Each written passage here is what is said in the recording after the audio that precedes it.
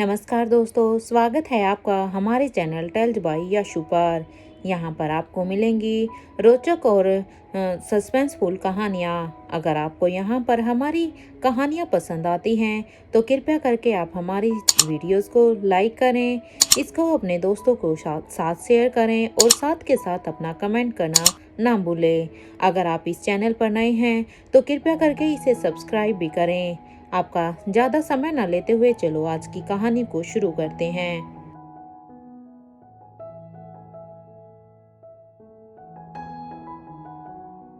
Episode में हमने सुना था कि वहाँ पर वो औरत और उसके असिस्टेंट दोनों ही अभी आपस में ही बात कर रही थी रोहित और अनिका के बारे में। इधर अब वो अपनी असिस्टेंट से कहती है, अगर तुम अपनी बेटी से मिलना चाहती हो तो तुम मिलने के लिए जा सकती हो। जैसे ही वो अभी बातें कर रही थी तभी वहाँ पर बहुत सारे पंछी अब वहाँ अंदर घुसने लगते हैं। तब वो औरत अब उन्हें मना करते हुए कहती है, नहीं बिल्कुल भी नहीं, अभी वक्त नहीं आया है तुम लोगों के अंदर आने का। और खबरदार अगर मेरे बारे में तुम लोग सब ने किसी को भी कुछ भी कहा तो। एक तरफ जहां पर ये सब बातें हो रही थी तो वहीं दूसरी तरफ राजमहल में आयशा मार तीनों ही बच्चों के साथ मिलकर यहाँ पर राजमहल में अपना टाइम स्पेंड कर रही थी। ये सभी अभी रिया के कमरे में ही एकत्रित हो रखे थे। रिया के कमरे में बैठकर अब यहाँ पर अलेक्जेंडर जब किंग के पैलेस से आया था तो वहाँ पर वो अपने साथ एक बैग लेकर आया था जिसमें उसने आयशा मारवा के लिए फ्लावर्स और कुछ गिफ्ट्स भी रखे हुए थे जो वो किंग के पैलेस से लाया था। इसलिए वो अब अपनी दादी माँ को कहता है, दादी माँ मैं आपके लिए कुछ सरप्राइज लेकर आया हूँ। अब अलेक्जेंडर की इस बात को देखकर इससे पहले कि आयशा मारवा अलेक्जेंडर से कुछ भी पूछती कि तभी अब रिया पहले ही बीच में बोल पड़ती और कहती है, अलेक्जेंडर ये तो गलत बात है ना, आप बस दादी माँ के लिए ही लेकर आए हो, मेरे लिए कुछ क्यों नहीं लेकर आए हो। रिया की इस बात को सुनकर अब अलेक्जेंडर कहता है, तुम्हें उसके लिए वेट करना होगा क्योंकि अभी तो मैं पहले दादी माँ को ही ये सब दूंगा। अब अलेक्जेंडर की ये बात सुनकर अब रिया खामोश हो जाती है। इधर अब आयशा मारवा बड़ी ही क्यूरियोसिटी के साथ अब अलेक्जेंडर से कहती है, हाँ तो फिर दिखाओ तुम मेरे लिए क्या लेकर आए हो। अब अपनी इस दादी की बातों को सुनकर अब अलेक्जेंडर उस बैग में को खोलता है। अब वो उसमें से अब उन फूलों को निकालता है और अब वो उन फूलों को जैसे ही यहाँ पर आयशा मारवा देखती है तो उसके चेहरे पर एक स्माइल आ जाती है क्योंकि वो उसे याद आता है कि ये तो वही फूल है जब वो अनिका के साथ उस पैलेस में गई थी और वहां से इन फूलों को लेकर आई थी। इसलिए अब उन फूलों को देखते हुए अब आयशा कहती है, ये तो वही फूल है ना। अब अपनी दादी माँ की इस बात को सुनकर अब अलेक्जेंडर उन फूलों को आयशा मारवा को देते हुए कहता है, हाँ दादी माँ ये वही फूल हैं, ये बड़ी ने आपके लिए भिजवाए हैं। वैसे तो मैं खुद जब वहाँ पर गया था तो मैं खुद उनसे बोलना चाहता था कि वो आपके लिए मुझे वही फूल दें, लेकिन मेरे बोलने से पहले ही उन्होंने ये फूल आपके लिए मंगवा लिए थे। अलेक्जेंडर की ये बात सुनते ही आयशा मारवा कहती है कि आपके बड़ी को अब तक याद था कि हमें ये फूल पसंद हैं। अब आयशा मारवा की ये बात सुनते ही अब अलेक्जेंडर ने कहा कि हाँ दादी माँ, बड़ी कभी भी कुछ भी नहीं भूलते हैं, वो उन्हें हर एक छोटी से छोटी और बड़ी से बड़ी हर एक बात याद रहती है। अब आयशा मारवा को ये कहने के बाद अब अलेक्जेंडर यहाँ पर अब आर्यन की तरफ देखता है और अब उस बैग में से अब एक बुक को निकालता है और अब वो बुक को आर्यन की तरफ देते हुए कहता है, आर्यन तुम्हारे लिए ये बुक है, तुम्हें पता है इस बुक को खुद मेरे बड़ी ने ही लिखा है और इसमें ढेर सारे एडवांस मैथमेटिक्स की प्रॉब्लम्स भी हैं। ये अलेक्जेंडर की बात सुनते ही इधर आर्यन अब उस बुक को लेकर अब बड़े ही ध्यान से देखने लगता है। तो इधर अब प्रिंसेस लतिका जब आर्यन को इस तरह से उस बुक को देखते हुए देखती है तब वो उसे कहती है, ओफो आर्यन, अभी तो मासी ने तुम्हें इतनी ढेर सारी बुक्स भिजवाई थी, पहले तुम उनकी तो प्रॉब्लम को सोल्व कर लो, अब लो एक और आ गई। अब लतिका की ये बात सुनते ही अब अलेक्जेंडर ने कहा कि बड़ी ने यहाँ पर सिर्फ आर्यन के लिए ही नहीं बल्कि लतिका तुम्हारे लिए भी कुछ भेजा हुआ है। अलेक्जेंडर की ये बात सुनते ही अब लतिका, जो कि अब हैरान हो जाती है, और अब लतिका उसे कहती है, लेकिन हम तो आपके बड़ी को नहीं जानते हैं, तो फिर आपके बड़ी ने हमारे लिए कैसे कुछ भेजा है। और बड़ी रानी तो हमेशा से ही कहती हैं कि हमें स्ट्रेंजर से कभी कुछ भी नहीं लेना चाहिए। तो अब तुम ही बताओ ना कि हम कैसे वो चीज़ ले सकते हैं। अब लतिका की ये बात सुनते ही अब अलेक्जेंडर उसे घूर घूर कर देखने लगता है, क्योंकि वो उसके बड़ी को स्ट्रेंजर कह रही थी। इसलिए अलेक्जेंडर को लतिका की ये बात बिल्कुल भी पसंद नहीं आई। हालांकि वो कह तो सही ही रही थी, क्योंकि वो अलेक्जेंडर के बड़ी को नहीं जानती थी। इसलिए अब अलेक्जेंडर अब लतिका को कहता है कि हम भी क्या तुम्हारे लिए स्ट्रेंजर हैं क्या लतिका। अब ये सुनते ही प्रिंसेस लतिका कहती है, अरे हमने आपको कब बोला कि आप मेरे लिए स्ट्रेंजर है। आप सब मेरे लिए स्ट्रेंजर नहीं हो, लेकिन आप ये भी तो सोचो ना कि मैं आपके बड़ी को नहीं जानती हूँ। हमने आपके बड़ी को कभी मिली भी नहीं हूँ। अब लतिका की इस बात पर अब इससे पहले कि अलेक्जेंडर कोई भी रिप्लाई करता, तभी अब रिया कहती है, अरे लतिका ले लो ना, समझ लेना कि ये बड़ी ने नहीं बल्कि ये मैंने ही तुम्हें दिया है। और वैसे भी अगर तुम इसे नहीं ले रही हो, तो अगर तुमने ये नहीं लिया तो ये तो ऑटोमेटिकली ही मुझे ही मिल जाएगा। अब रिया की ये बात सुनते ही अब वहाँ पर सभी हंसने लगते हैं। इधर अब उन सब के हंसने के बाद अब रिया बड़े ही इंतजार के बाद अब अलेक्जेंडर से कहती है, अब बताओ मेरे लिए क्या लाए हो, क्या भेजा है आपके बड़ी ने मेरे लिए। रिया का ये उतावलापन देखकर अब अलेक्जेंडर कहता है, हाँ हाँ हाँ देता हूँ ना। और अब वो अपने उस बैग से अब एक गिफ्ट को निकालता है, जो बहुत ही अच्छी तरह से रैप किया हुआ था, उसको बड़े ही अच्छी तरह से पैक किया हुआ था। अब उसको निकालते हुए अब वो रिया को देता है, और रिया को देते हुए कहता है, रिया ये लो तुम्हारे लिए जो बड़ी ने भेजा है। रिया ने जैसे ही अब उस पैक गिफ्ट को देखा तो वो बहुत ही खुश हो जाती है, क्योंकि रिया को तो वैसे भी गिफ्ट्स को अनपैक करना बहुत ही पसंद था। इसलिए जल्दी से वो उस गिफ्ट को अपने हाथ में लेकर उसे जल्द से जल्द बिना किसी समय गवाए वो उसे अनपैक कर देती है। जैसे ही रिया अब उसे अनपैक करती है तो वो देखती है कि उसमें तो एक बहुत ही सुंदर गाउन था, और उसके साथ साथ उसकी मैचिंग फुटवियर भी थी, ज्वेलरी भी थी, और उसके साथ के साथ छोटी मोटी एसेसरीज भी थी। उन्हें देखकर तो रिया के चेहरे पर एकदम से ही स्माइल आ जाती है। वो एकदम से ही खुशी से चिल्लाती है और कहती है, ये वाओ, मुझे तो मज़ा आ गया। देखो ना, अभी अभी मम्मा ने मेरे लिए कितनी ड्रेस भिजवाई हैं, और देखो मेरे पास तो अब एक और आ गई। मैं तो उन्हीं को देखकर ही बहुत कंफ्यूज थी कि मैं कब कौन सी डालूंगी, लेकिन अब मुझे ये तो और भी ज़्यादा सुंदर लग रही है। अब रिया को ये सब करते हुए देखकर अब सभी की एकदम से ही हंसी छूट जाती है, क्योंकि रिया जब भी किसी नई चीज़ को देखती थी तो उसका यही रिएक्शन सबसे पहला होता था। ये सभी इधर एक दूसरे से ही बातें कर रहे थे और साथ के साथ एंजॉय भी कर रहे थे कि तभी अब रिया के कमरे का दरवाज़ा नॉक होता है। जैसे ही अब उन सबको दरवाज़ा नॉक होने की आवाज़ आती है तो अब रिया उन सभी से कहती है, मैं देखती हूँ। और ये कहते हुए ही रिया बेड से नीचे उतर कर अब अपने दरवाजे की तरफ जाने लगती है। कुछ ही देर में जब दरवाजा खुला तो सामने उसके नाना और दादा थे। उन्हें देखकर अब रिया कहती है, कहाँ चले गए थे आप दोनों? हम सभी कब से ही आप दोनों का ही वेट कर रहे थे। आइए ना दादू और नानू, आपको मैं दिखाना है कि अलेक्जेंडर हम सभी के लिए क्या क्या लेकर आए हैं।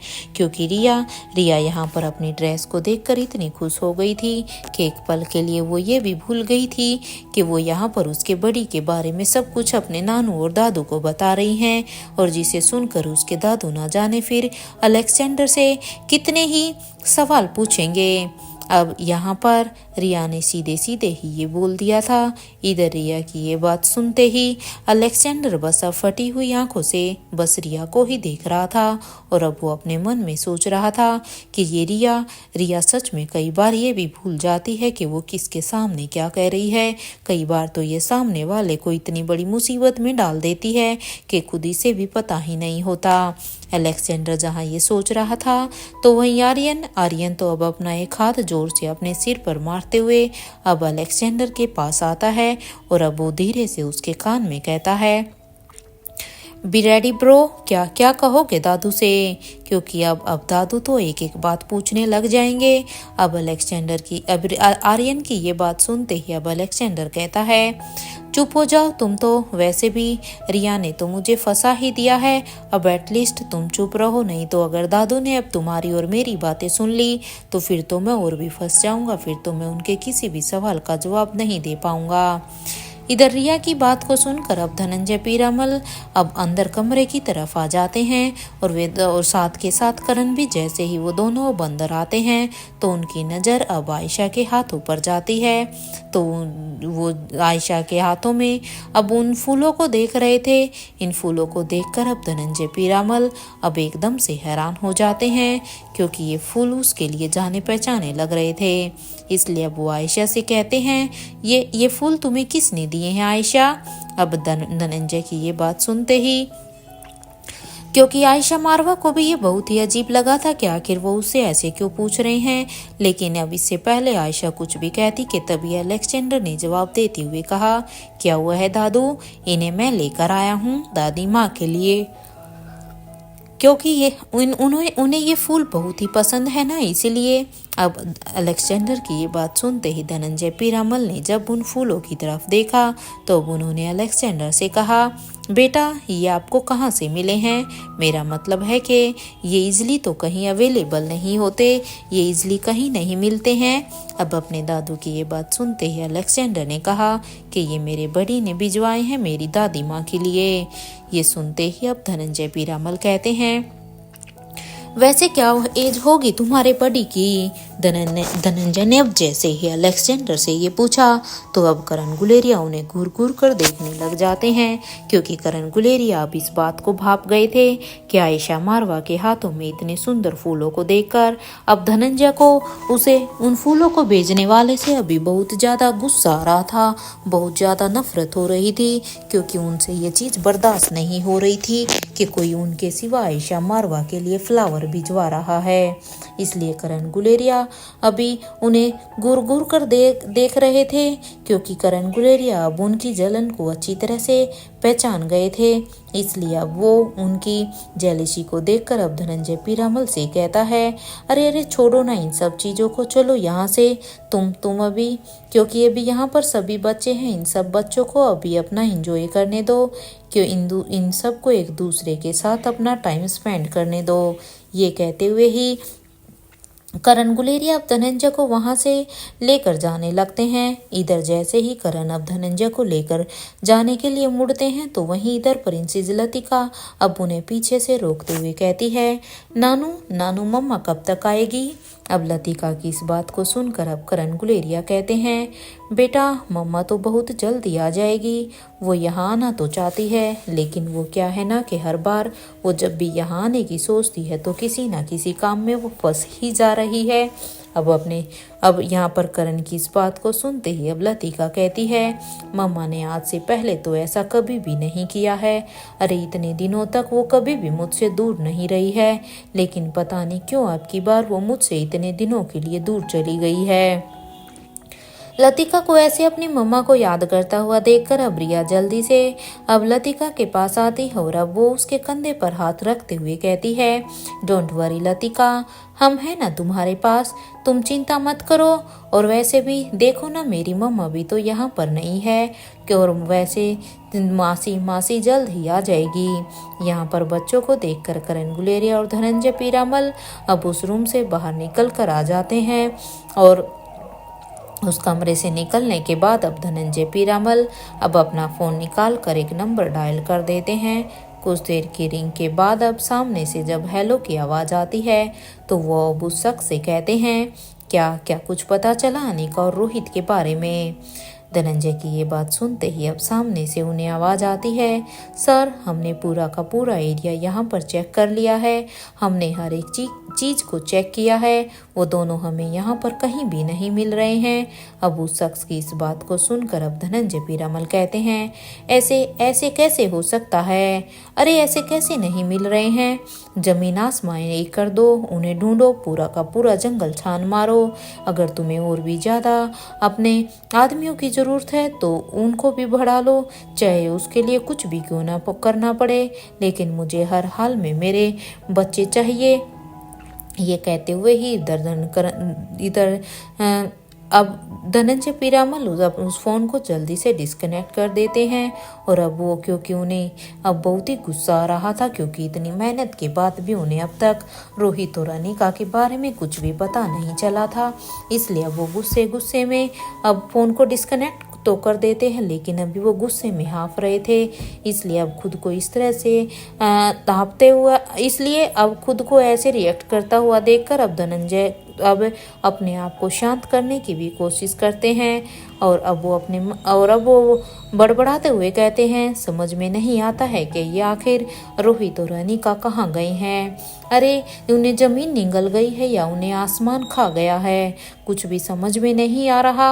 अब उसकी इस बात पर अब करण गुलेरिया कहते हैं, मुझे भी उनकी बहुत ही चिंता हो रही है धनंजय, लेकिन अभी तुम थोड़ा सा शांत रहो, क्योंकि अगर तुम शांत नहीं रहोगे तो फिर हम ठंडे दिमाग से कुछ भी सोच कैसे पाएंगे, और वैसे भी अगर तुम इसी तरह से अपने गुस्से को शांत नहीं कर पाए तो इससे तुम्हारी तबीयत भी खराब हो जाएगी।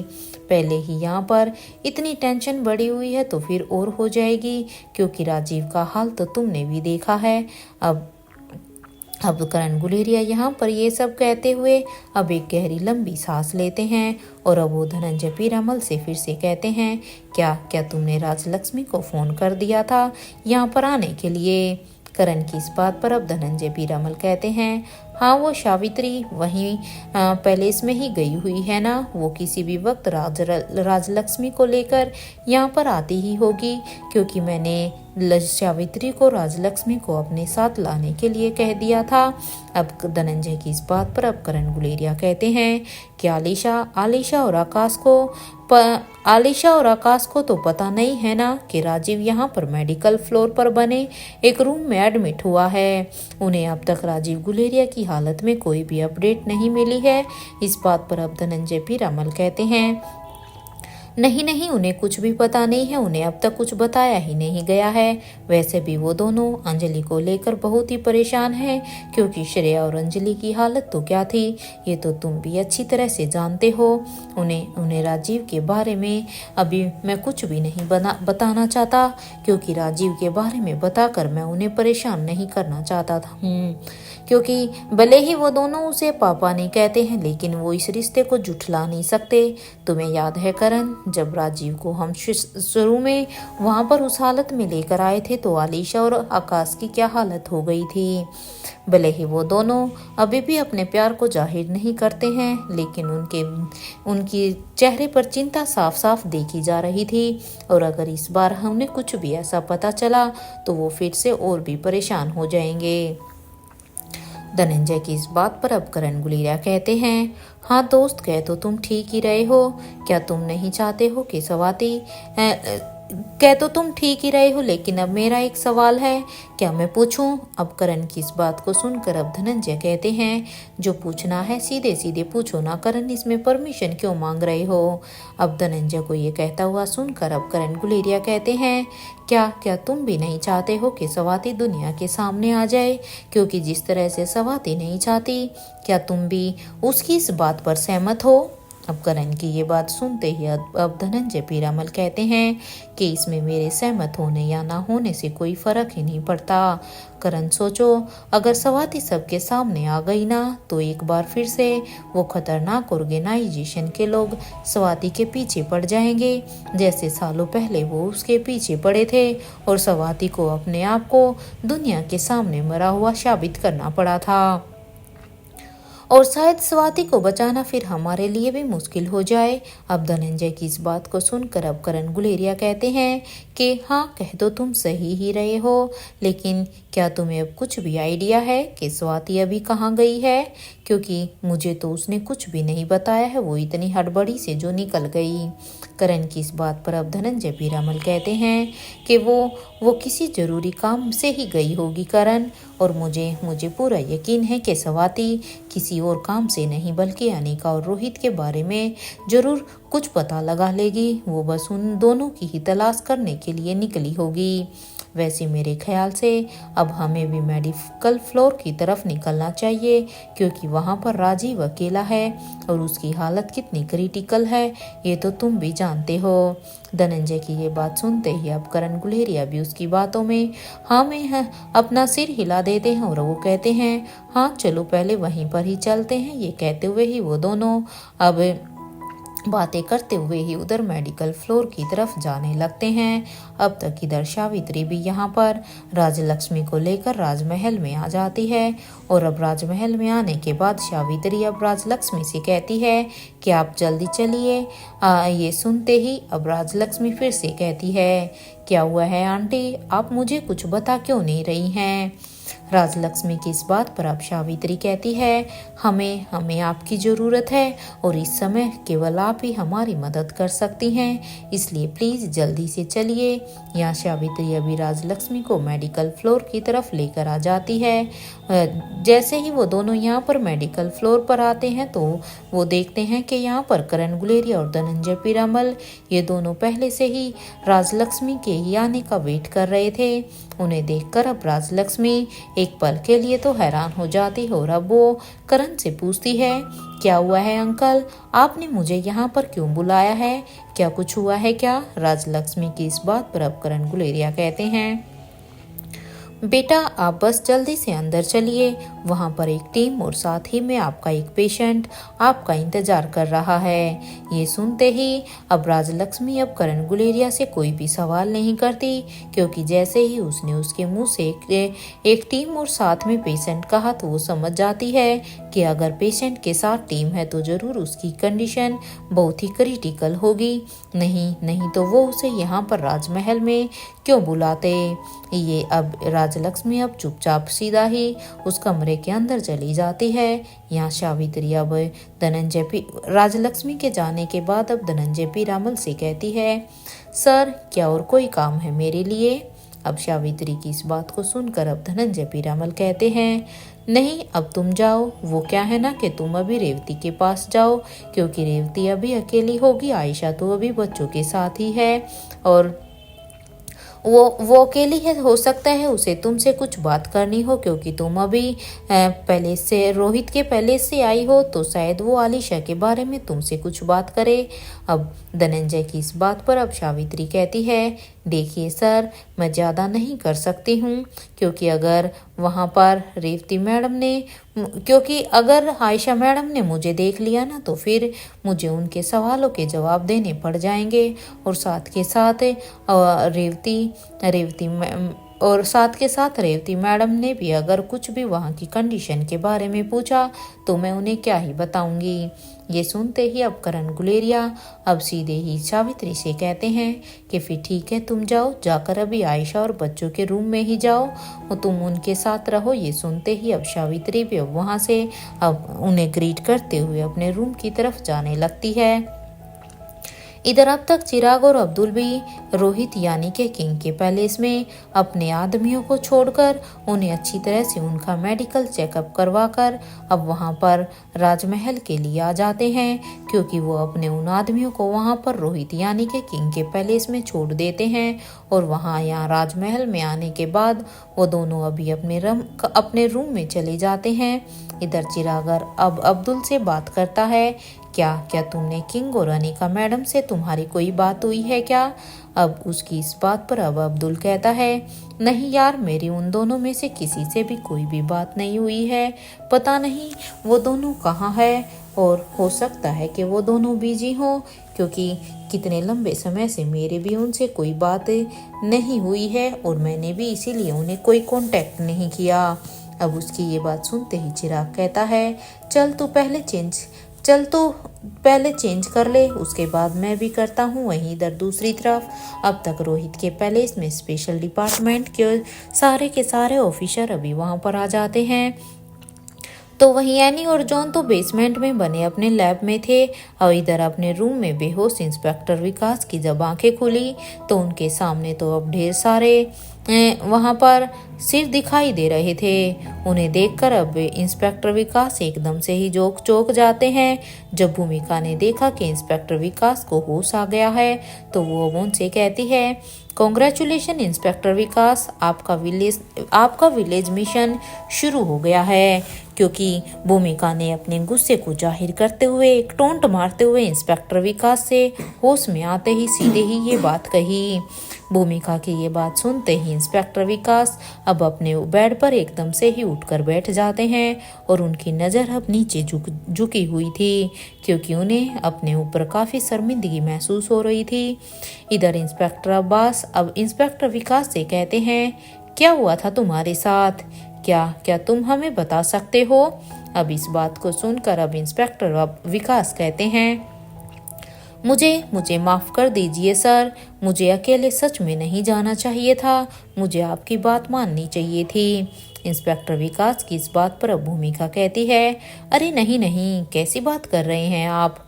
आपके बिना तो हम इस मिशन को पूरा ही नहीं कर पाए हैं क्योंकि आपने सही कहा, हम सब निठल्ले हैं, एक आप ही हैं जो इस मिशन को अच्छे से पूरा कर सकते थे। आपने पहले जाकर हमारी बहुत हेल्प की है। अब भूमिका की इस बात पर अब इंस्पेक्टर विकास समझ गए थे कि भूमिका उन्हें सीधे सीधे ही टोंट मार रही है, इसलिए वो उसे कहते हैं, आई एम सॉरी, मुझे अनिका जी की बात मान लेनी चाहिए थी, आप सबकी बातों को सुन लेना चाहिए था। इंस्पेक्टर विकास की इस बात पर अब अर्जुन सिंह कहता है, अरे नहीं, ये क्या कह रहे हैं आप? अनिका गुलेरिया तो बस डर और अफवाह फैलाती है ना। इस बात को सुनकर अब सभी के चेहरे पर एक स्माइल आ जाती है और अब वो सभी अब अपनी हंसी को कंट्रोल करने लगते हैं। तो वहीं दूसरी तरफ अब तक श्रेया को भी अब आकाश अपने कमरे में लेकर गया हुआ था तो अब उसे भी होश आने लगता है। तो वो अब अपने सामने आकाश को देखती है जो कि अभी बस उसी के पास उसके हाथ को अपने हाथ में लेकर बस उसके होश में आने का ही इंतजार कर रहा था। इसलिए वो आकाश को देखकर कहती है कि कहाँ हूँ मैं आकाश? इस बात पर अब आकाश कहता है, तुम मेरे कमरे में हो श्रेया। और अब वो अपने सिर को पकड़ते हुए श्रेया कहती है, मेरे सिर में तो बहुत दर्द हो रहा है, पता नहीं क्यों ये दर्द मुझसे सहन नहीं हो रहा। श्रेया की इस बात पर अब आकाश कहता है, हाँ वो थोड़ा सा होगा क्योंकि राजलक्ष्मी ने तुम्हें एक दवा दी है, तुम इसे ले लो, सिर दर्द बस उसी से ठीक हो जाएगा। अब आकाश की ये बात सुनते ही श्रेया कहती है, वो सब तो ठीक है लेकिन अंजलि आंटी कहाँ है? श्रेया की इस बात पर अब आकाश कहता है, तुम चिंता मत करो, वो भी पूरी तरह से ठीक हैं। मयूर और आलिशा उनके साथ हैं और कुछ ही देर में अब आलिशा भी यहाँ से चली जाएगी। वो बस माँ के होश में आने का ही वेट कर रही है क्योंकि उन्हें उनकी बहुत ही चिंता हो रही थी, इसलिए उनके होश में आने तक वो यहाँ पर रुकी हुई हैं। आकाश की इस बात पर अब श्रेया कहती है, तुमने अंजलि आंटी को माँ कहा, मुझे सुनकर सच में आकाश बहुत ही अच्छा लगा। चलो ना अंजलि आंटी से मिलने के लिए चलते हैं, और वैसे भी मुझे आलिशा से भी तो मिलना है। श्रेया की ये बात सुनते ही अब आकाश कहता है, ठीक है श्रेया चलो लेकिन ध्यान से, और हाँ कैलाश पापा से भी बात कर लेना, तुम्हारे लिए काफ़ी परेशान हो रहे थे वो, लेकिन ये परेशानी ही ऐसी थी कि इसमें कोई कुछ कर भी तो नहीं पा रहा था। ये कहते हुए ही अब आकाश की आंखों में आंसू आ गए थे क्योंकि जब आकाश ने श्रेया को उस हालत में देखा था तो आकाश को तो लगा था कि उसने श्रेया को हमेशा के लिए खो दिया है। इसलिए आकाश अब इस बात को कहते हुए एकदम से ही इमोशनल हो गया था। उसे ऐसे देखकर अब श्रेया उसे एकदम से ही गले लगा लेती है, तो वहीं आकाश भी अब उसे अपने गले से लगा लेता है। वहां दूसरी तरफ इधर बूढ़े किंग के पैलेस में स्वाति मल्होत्रा इधर बेसमेंट में आ जाती है और उसके साथ साथ आया हुआ वो फाइटर अब उसे कहता है कि आप अपनी आंखों से अब अपनी पट्टी हटा सकती हैं क्योंकि अब हम वहां पर पहुंच चुके हैं। उस फाइटर की ये बात सुनते ही स्वाति अब अपनी आंखों से उस पट्टी को हटा देती है। जब स्वाति अपनी आंखों की पट्टी को खोलकर अब वो सामने देखती है तो वो फाइटर से कहती है, क्या अनिका यहीं पर ही है? स्वाति मल्होत्रा की इस बात पर अब वो फाइटर कहता है कि अनिका मैडम, काइला जी वहाँ पर किंग कर रहे हैं, लेकिन अब आपको दो दिमाग से बीमार लोगों का इलाज करना है, शायद इसीलिए ही आपको यहाँ पर बुलाया गया है। उस फाइटर की ये बात सुनते ही अब स्वाति मल्होत्रा कहती है कि ये दो बीमार लोग वही तो नहीं हैं जिन्हें हम बरसों से ढूंढ रहे हैं। अब उनकी इस बात पर वो फाइटर हाँ में अपना सिर हिला देता है। उस फाइटर से बात करने के बाद अब स्वाति मल्होत्रा अपनी पॉकेट से अब अपना एक मास्क निकाल कर पहन लेती है और अब वो अपने कदमों को उस रूम की तरफ बढ़ा देती है जिस रूम के लिए उस फाइटर ने उसे इशारा किया था। जैसे ही स्वाति मल्होत्रा अब उस रूम के दरवाजे को खोलती है तो वहां पर उस कमरे में बहुत अंधेरा था। स्वाति के कदमों की आहट से अब एक शख्स कहता है, कौन आया है देखो कह देता हूँ मैं कि छोड़ दो हमें, वरना तुम्हारे लिए बिल्कुल भी अच्छा नहीं होगा। अरे तुम्हें सर जी की ताकत का अंदाजा नहीं है। अब उस शख्स की इस बात पर अब स्वाति मल्होत्रा कहती है, तुम्हारे सर जी की ताकत तो मैं पिछले 27 साल से देख रही हूँ। अब तक तुम्हारे सर जी ने तुम्हारे उस आदमी का पता भी नहीं लगा पाए हैं ना, जो कि बरसों से हमारी कैद में है। जब इतने सालों से वो अपने उस आदमी का ही पता नहीं लगा पाए तो वो तुम लोगों का क्या ही पता लगाएंगे। इसलिए ये झूठी अफवाह मेरे सामने तो मत कहो, क्योंकि तुम्हारे सर जी कुछ भी नहीं, जब आज तक कुछ नहीं कर पाए हैं तो वो तुम दोनों का भी पता कैसे लगा पाएंगे, क्योंकि पिछले 27 साल से वो अपने उन दो लोगों का तो पता लगा ही नहीं पाए हैं। बहुत ही बुरा हुआ है आप दोनों के साथ। यहाँ पर तुम दोनों अभी हमारी कैद में हो, वहीं तुम्हारे बाकी साथी जेल में हैं, क्योंकि जिस सर जी के बल पर तुम इतना इतरा रहे हो, अब वो सर जी तुम्हें ना तो बचा पाएंगे, मरे बचाना तो दूर की बात है, वो तो आज तक तुम दोनों का वो तो अब आज से तुम दोनों का पता भी नहीं लगा पाएंगे।